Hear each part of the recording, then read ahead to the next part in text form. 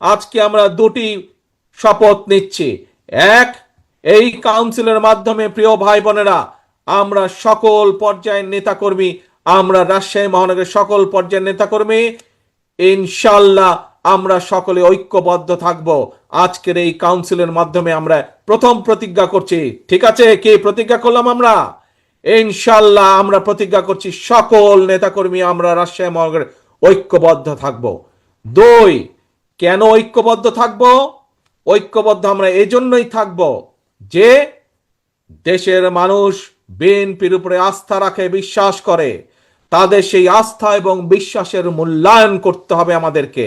আমাদেরকে সেই আস্থা এবং বিশ্বাসকে মূল্যায়িত করতে হবে, এবং মূল্যায়ন করার একটি উপায় হচ্ছে দেশকে পুনর্গঠন করা।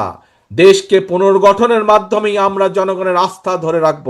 কাজে আসুন, প্রতিজ্ঞা দুইটি: এক, ঐক্যবদ্ধ থাকা; দুই, আগামী দিনে ইনশাল্লাহ জনগণের আস্থা অর্জনের মাধ্যমে দেশ আমরা পুনর্গঠন করব। যে চ্যালেঞ্জ আছে সেই চ্যালেঞ্জগুলো আমরা মোকাবেলা করে দেশকে সামনে এগিয়ে নিয়ে যাব।